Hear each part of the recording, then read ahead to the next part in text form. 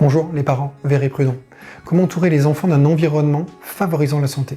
C'est notamment en adoptant une logique de prudence pendant les 1000 premiers jours de vie, une période où les enfants présentent de grandes vulnérabilités. Dans la vidéo d'aujourd'hui, je réponds à la question de Marie, et on va voir ensemble quelle tenue privilégier pour habiller les bébés.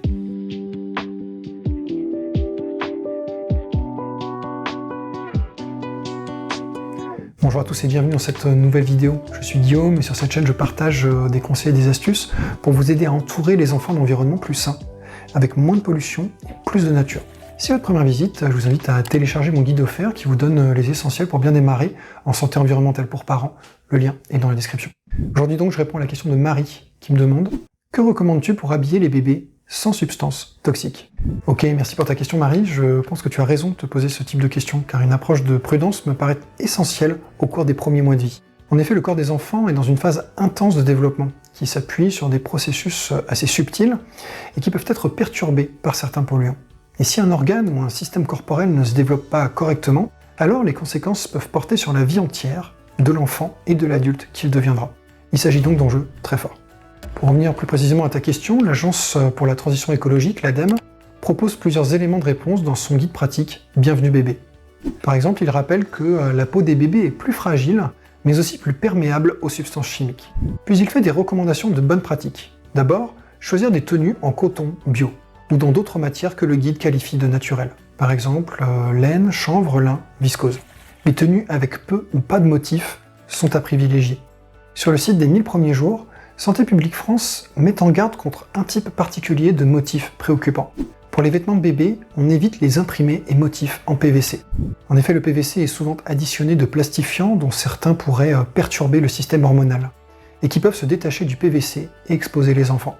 Plus généralement, cette recommandation me semble inviter à questionner le besoin d'avoir des motifs sur les vêtements de nos jeunes enfants, faits avec des matières dont la toxicité et la stabilité peuvent faire l'objet de préoccupations.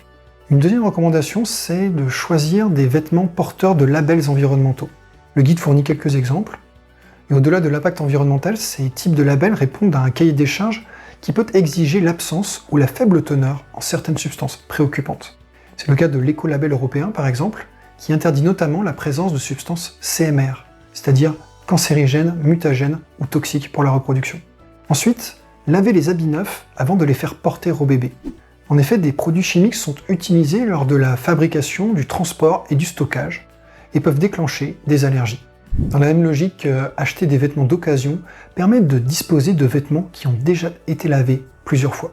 Et enfin, lavez les tenues de bébé avec des produits présentant des labels environnementaux et sans surdosage.